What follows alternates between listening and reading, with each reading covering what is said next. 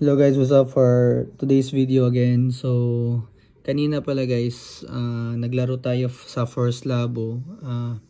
Ano siya? It's a, ito na. Ano ko na lang. Ito yun. First FLEV Cup nila. So, 5 lane siya na BMAX. And tsaka yung lane pala niyan guys, yung layout is ano siya? For Japan, yung gagamitin ngayon for Japan Cup spring layout ng Japan Cup. So yun yung nilaruan namin. Pero di ko sure yung actually sakto naman to lahat. Yung ano lang is dito na part, tinakpan nila dito na part. Di ko alam kung bakit nila tinakpan dito na part. As in, dadaan yung auto pero may tela na nakabalot. So di ko alam kung anong ginawa nila. Ayaw nilang mag-video kami, as in bawal talaga. So screenshot na lang. Ito na yung ito na yung namin. Tapos pala guys, ito yung gamit ko na auto is ano siya. Ito na auto. Ito yung naka all 13 ko dapat. Kaso this time around naka all 17. Pero this time around naka 13 ako sa harap. Then i-discuss ko kung bakit bakit ako nag 13 sa harap. Pakita ko lang muna, gamit ko pala sprint dash, tapos naka 4-1 ako niyan, maitim yan. Hindi niya makikita kasi maitim yan. So naka 4-1 ako niyan. And then natupi pa nga, 'di ba? So naka ako niyan. And then ito yung sa likod. So yan yung settings ko kanina. Yan. So, ang battery voltage ko kanina, tina-target ko na battery voltage kanina is 2. Isipan ko muna saglit. Parang, tama, ano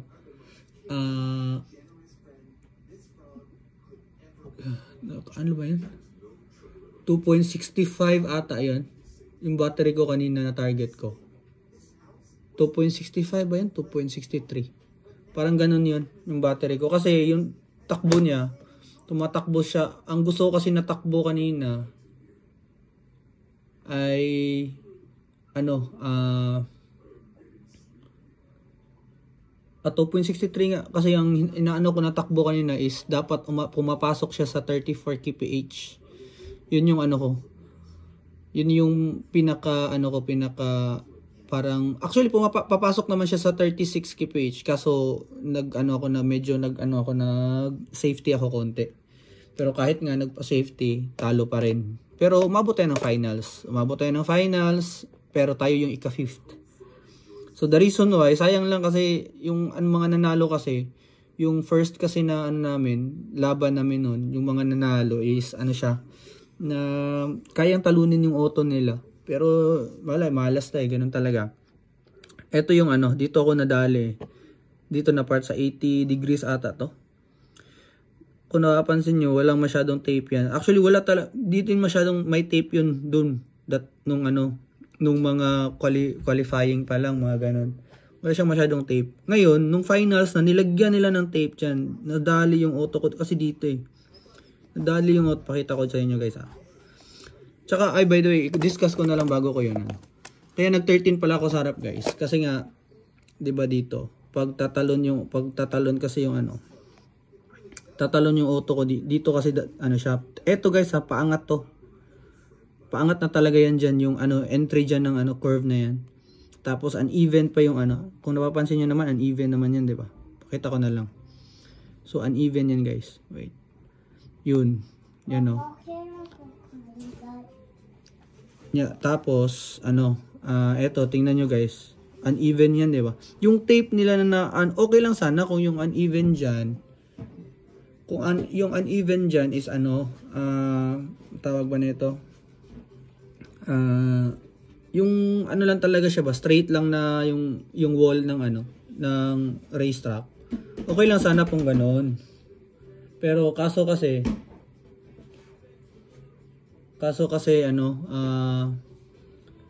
siya, ang tawag nito, may nakalagay na tape tulad niyan. May nakalagay na tape Tingnan nyo. Minsan kasi yung tape na nakalagay nila, nakaano, hindi siya totally na nakaano siya. Yung pulidong-pulido na naka-straight. Kaya ang nangyayari minsan sa ano ko, sa takbo ko kanina naka all 17 ako. Minsan yung ano, yung auto ko, minsan nadadali sa ano dito sa mga ganito. Kaya ang ginawa ko, nag 13 ako para hindi siya sumabit. Kasi masyadong masikip to dito eh. Yung ano nila, yung parang entry. Masyadong masikip eh. So yun yung ginawa ko kanina. Tapos dito ako na ano, dito pala ako na ayan, 'di ba? Kanina walang masyadong tape, 'di ba? Walang masyadong. Ngayon nung finals na nilagyan nila ng tape diyan. As in makapal yan, guys. Maniwala kayo, makapal yan diyan. Yung tape pinag-anuhan nila yan, kinapalan nila ng husto yan. Kinapalan nila ng husto yan yung tape na yan. Kaya nangyari pag talo ng auto ko diyan, nakita namin sa replay ng ng video ng Force Lab. Ano siya? Tumama yung brakes ko sa harap dito sa parang may naka-usli na Well, nung after ng race kasi. So tapos na yung race, 'di ba? May naglapag na yung auto din nila, dito din dalawa hindi umangat, which is umaangat yun. Hindi din umangat. Yung auto ko naman, walang problema dyan dumaan, umaangat yan dyan sa Kaso nung simula, hindi pa to nalagyan ng tape. Kaso nung nag-finals na, nilagyan nila ng tape to dito. Yan, tumama yung auto ko dyan. Dyan, nag-stack up. Balik-balik na lang yung auto ko dyan. Hindi na talaga siya maangat. Yun yung ito pala yung Ito yung, kanina. No? Isipin nyo. Wala talaga. Binago eh. Yun yung naanuhan ko. Sayang, yun yung pero wala tayong magagawa kasi yun talaga yung nangyari. So, yeah. Next time na lang ulit. Better luck next time. So, yun yung yun yung nangyari kanina. Also din pala, Sobi, pa siya. Nilapag ko lang, I think isang beses ko ata nilapag to. Kanina yung setup na ko lang, yung parang binuo ko lang para sa iyo yung yung setup na sabi mo na yan lang. Ilapag ko lang yan ng Actually yung naka 4-2 yan na gear pala, tapos naka power dash lang na power dash lang yan. Kung lang yan, mabagal lang na Basta somehow okay naman siya yung somehow okay naman yung takbo kanina. Pakita ko na lang din yung auto ulit. At least maano mo bro na pinatakbo natin somehow maayos. Ito yung setup kanina yan. Hindi ko wala na akong binago dito na setup na to. So ito yun na setup. Yan yung sinabi ko na 'di ba sa setup na may nilagay ako sa ilalim. Tapos angle na yan, 'di ba? Yan, hindi ko na kinasaskan. Ko yan? Ginawa ko lang na setup to for yung sa mga tropa natin na bago pa. Na yung nahihirapan silang yung hindi kaskasin yung brakes. So, yan yung ginagawa ko na mag-a-angle siya. Okay? Naka all blue lang yan. Tinanggal ko ba yung Hindi. Na-sprint na to eh. Ay, naka-sprint pala. Sprint pala ako nung kanina. Pero naka-power dash ako nun eh. Pagkaalala ko. But anyway, di ko kung naka-sprint ako nun naka-power dash. Pero pagkakaalam ko, naka-ko nun eh. Ay, nilapag ko pala siya sa sorry. Nilapag ko pala siya sa sinubukan ko siyang ilapag sa 5 lanes. Yun pala yun. Pero dun sa 3 lanes, naka-power dash lang talaga ako nun. Nung pagkalapag nun. So, yun. So, I think that's it guys. Yun na yung review natin sa laro kanina. Hindi na ako masyadong nag-video dun, nung papunta dun. Kasi, pagpunta ko kasi dun, medyo late na din ako konti ng time. Kaya, pagdating ko dun, hindi na,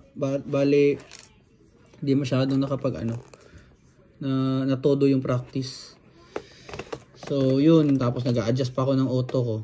Tapos, ang nakakatawa pa, dito na part, ito na part. Kasi ito yung magiging lane changer eh. Ito na part, 'di ba? Kada dating ng auto ko diyan, balik natin. Ayan. Kasi patalon to. So kada ano ng auto ko diyan, pag talon ng auto ko diyan kanina sa mga ano sa umano siya, tawag na ito. Lumalampas. Yung auto kanina nung kasi naka-ano yun eh, naka 3.5 na una na gear. Sabi ko katapos nag-ano na ako, nag 2.5 na talaga ako ng ano nun, ng volts ng battery. Kaso yung takbo niya nasa 38 kph pa rin. Sabi ko puti ka, paano kaya kayang ginawa ko instead na ano, pababain ko pa yung voltage ko. Kasi pag pinababa ko pa kasi ng sobra yung voltage na yun, may tendency yun na yung sa takbo ng auto mo masyadong lalagapak yung ano, yung speed mo dahil sa supply ng ano ng power ng battery masyadong mababa na. So yun yung ano, yun yung nangyari kung bakit din pala ako nag-change ng gear. So yun. So that's it. And also may ano pala guys, may nagtanong sa akin sa ano sa ano channel kanina. Nag-comment siya sino ba yun? Wait double check ko ha. Ito. Ito si Charlie Chok. Chalky Chok. So yung tanong niya kanina is ito, sabi niya, boss, newbie here, medyo kapos ako sa budget. Ano ba advantage ng aluminum rollers with plastic outer over low friction? Well, bro, actually nag-reply na ako sa iyo kanina, in-explain ko kanina, pero sabi ko nga konti lang 'yun. So this video isasabay ko na para isahang video na lang, bro. So ganito. Ewan ko lang kung meron pa dito. But anyway, so wala ata ako dito. Check ko bro kung ano meron ako. Pakita ko lang sa iyo ng ano. Meron ba ako? Ayun, meron ako. Yun, pakita ko lang. Actually, ito, tsaka ito, pareho lang eh. So, ito na lang gamitin ko. Tapos, meron pa akong isa. Wait lang, natin ko. Ito. Ito pala. Parang ganito siya. Pero 17 lang kasi ito eh. And then, for the, ito. Yun, ito, yan. Yan na lang, yan yung ano. So, bro, ganito. Okay. So, well, ito, alam mo na, ito, ano, different lang to ng ano bro, sizes ha. So, 17 to, ito, 19. Wala dito yung ano ko eh. Oh, wala dito yung ano. So, ito na lang, pakita ko na lang. Ito na lang. Ito. Okay, so bro, yung ano, yung, ito, ang difference talaga, actually pareho lang sila ng yung malapad yung ano, yung tawag na ito, yung dulo. Pero yun nga, kaibahan, sabi ko nga dun sa message ko sa'yo, yun, mas ano to, mas magaan yung naka lightweight compare dito sa ano, yung normal na ano. Pero, ano siya, at the same time din pala, syempre, ano siya, somehow, maliit lang difference nila regarding sa speed. Syempre, dahil lightweight nga, mas magaan siya, somehow okay yung ano niya, yung rotation niya kasi din eh. So, I think the speed was, naka-base yun sa ano, dahil nga magaan. Syempre, gagaan din auto mo, magmamatter talaga yun. Every weights ng auto mo, nagmamatter talaga yun eh, sa ano. Kasi, ano lang eh, milliseconds lang naman yung ano yung difference talaga ng takbuhan minsan eh. So yung sasabihin na nauna siya ng 1 second, 2 seconds, medyo yun, ano na yun, medyo makikita mo na yung difference nun. So yan. Tapos ito pala bro, ito yung sinasabi ko na pointed, 'di ba? Matulis na yung ano, yung dulo. So, ito 17 din to, pero pag ano lang natin na ito 19. So, ito bro, ito yung sinasabi ko na pointed siya. Ito talaga na ganito na mga plastic plastic ring o O-ring yung outer niya, tapos matuli siya yung parang yan. Klaro naman siguro. Talaga siya, speed rollers talaga to. Kung gusto mo nang i-set up yung auto mo na speed talaga. Ito na klase na rollers, magaan. So, for the durability naman, natin, syempre, durable talaga. Ito talaga. So, talaga siya. Pinaka-durable talaga to kasi buo to eh. So, but somehow, durable naman din to yung lightweight.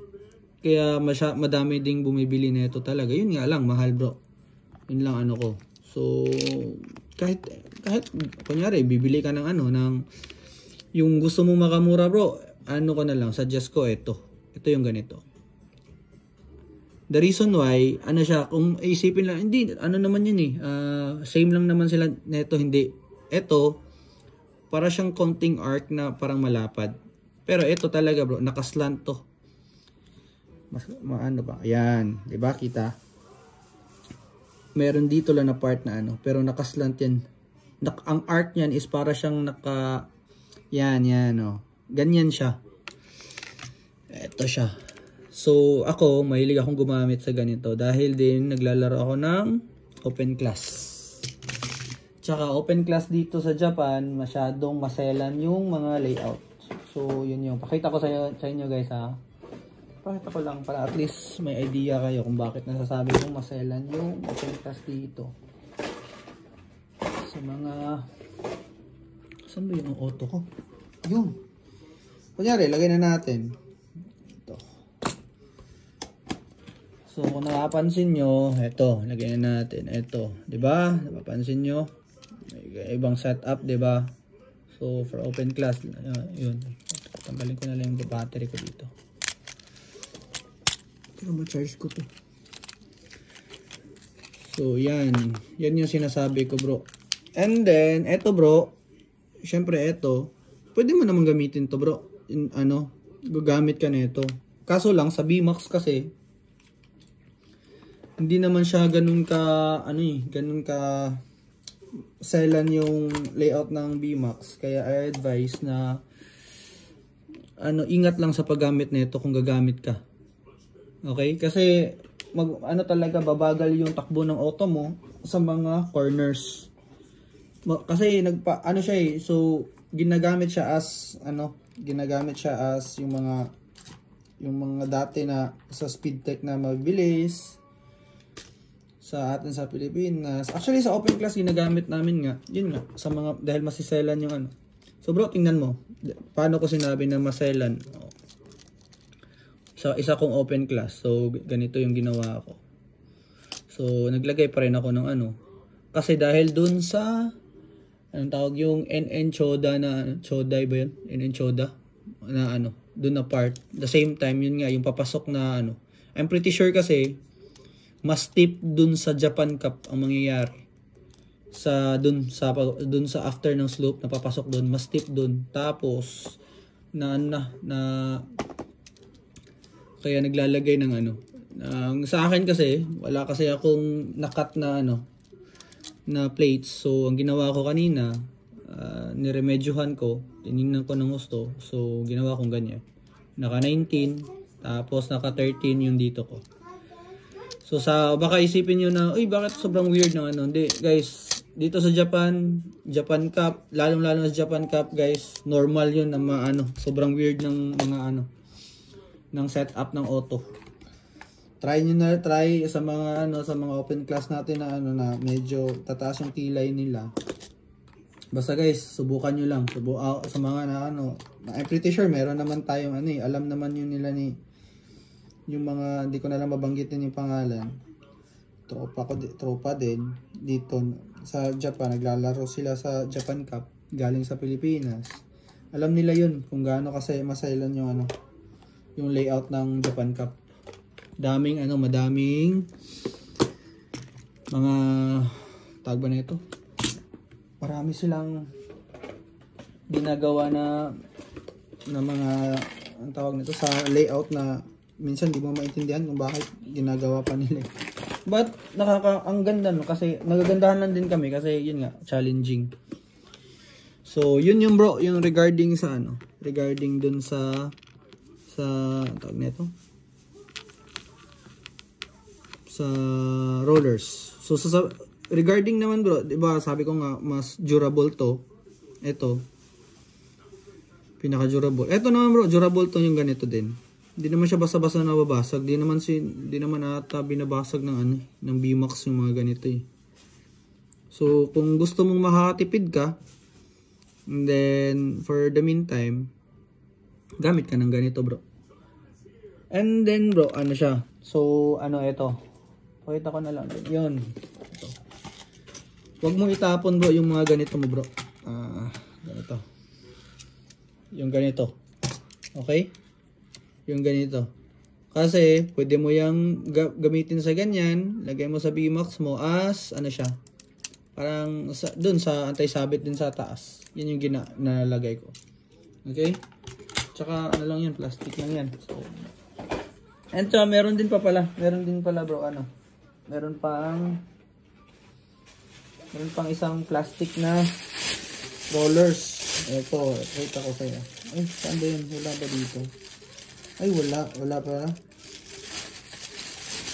Yung kulay blue na na parang magkadikitan siya na na 19. Basta kulay blue, plastic siya, all plastic.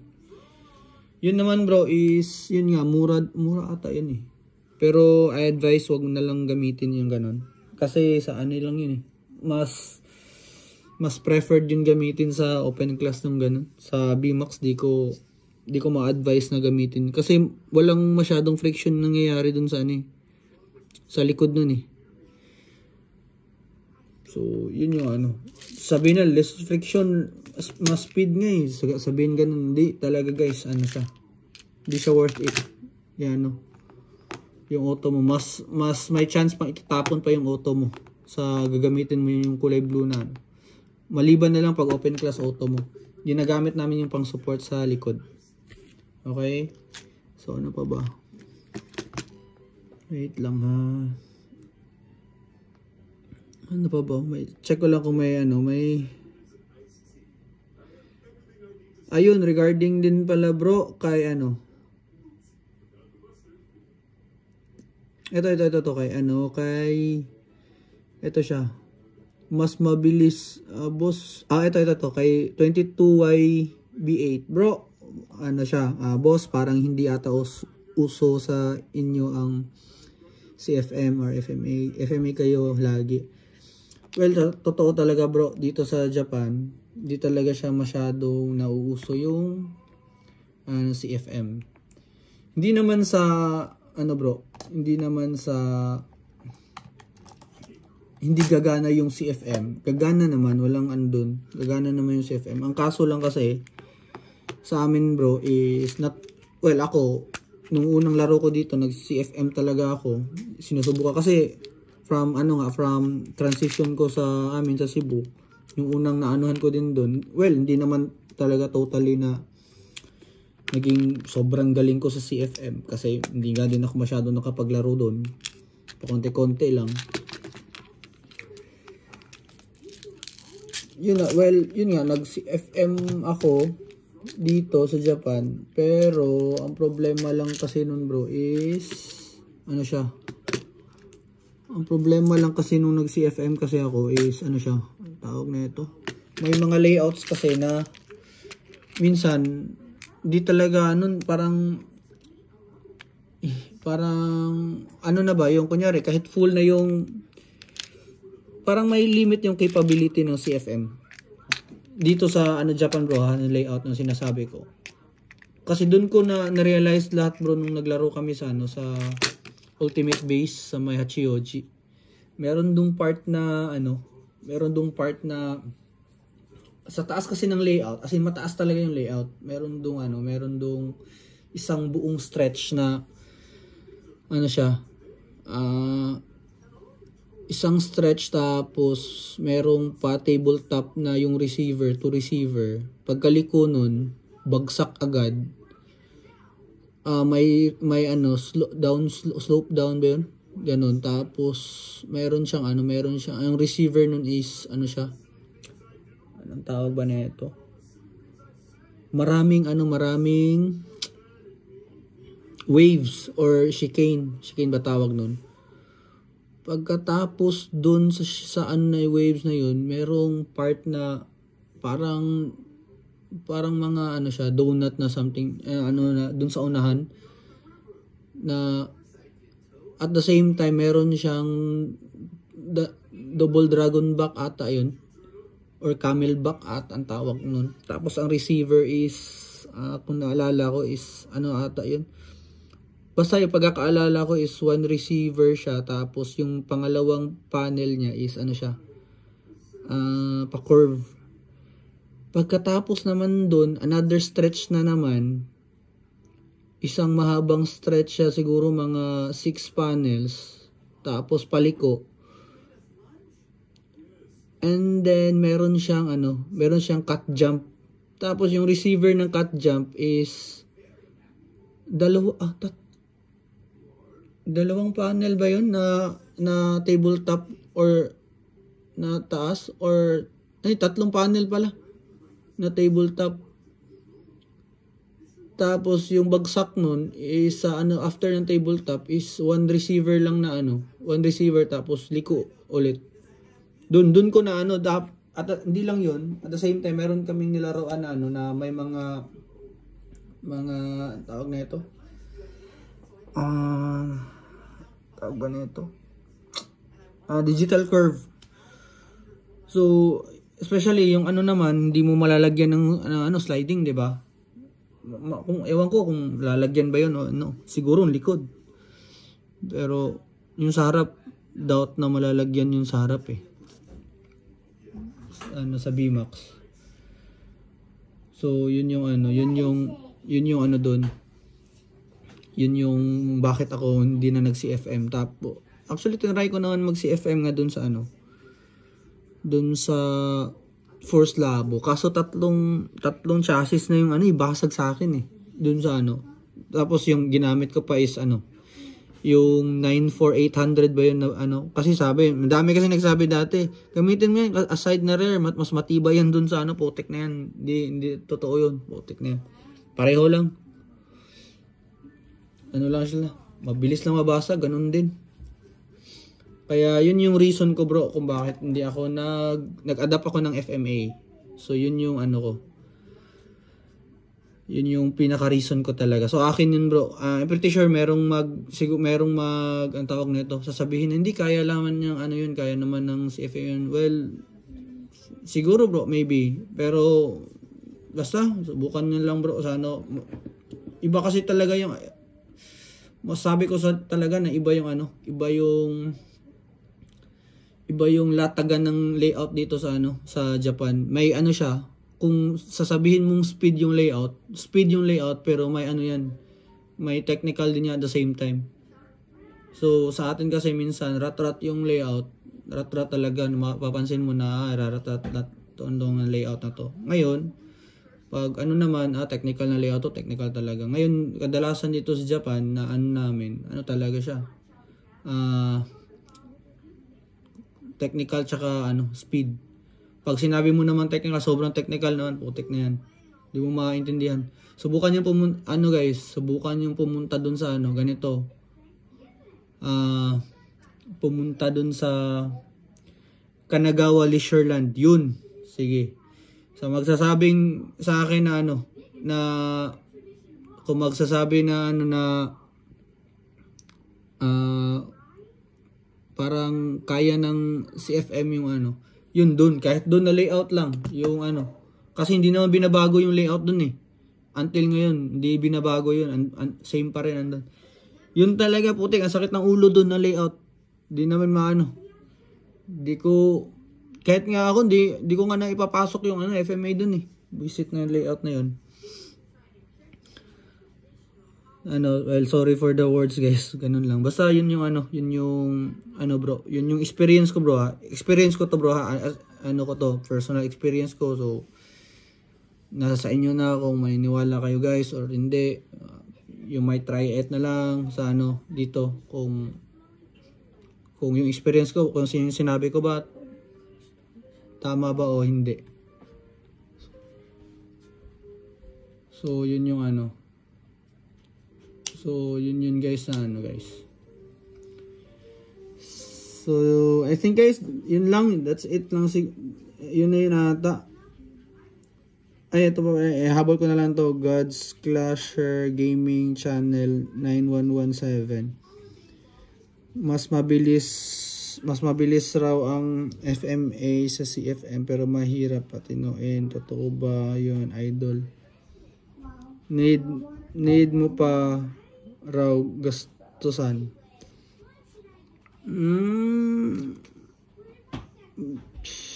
Well, may mga instances ganun bro. May mga instances nga ganun. Merong instances na hindi din, parang tama lang. Pero pag depende kasi bro kung saan ka naglalatag eh. Kung nag-ano ka, naglalapag, kung well sa Pilipinas ka naglalapag, masasabi ko talaga na a little bit advantage sa yung ano, yung CFM sa atin sa Pilipinas. I think dahil din sa layout din talaga yun bro. Hindi talaga mahirap kasi mahirap talagang ipag ano yun. Ang tawag nito ipag kumpara yung CFM tsaka FMA. Depende kasi talaga sa layout yun bro eh. Tsaka ano talaga kahit masasabi ko talaga na yun nga, depende talaga sa layout yun. Depende din sa naglalaro, pero sa ano talaga bro, pinaka ano dun is depende sa layout. Yun yung pinaka ano ko dun.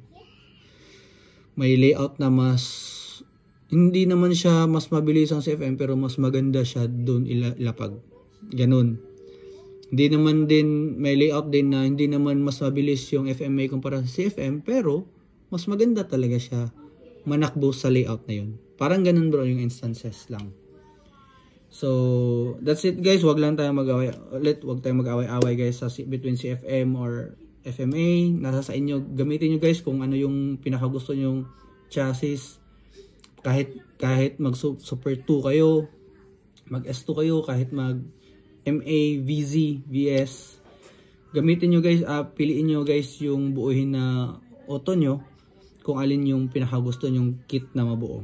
And then from there, you experience, dagdag sa experience yo, and then by the long run, kayo na mag-decide if mag-shift kayo ng chassis na gusto nyo or hindi.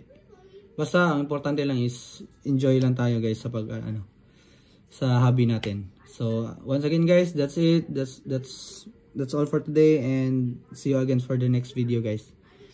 Thank you. Jane.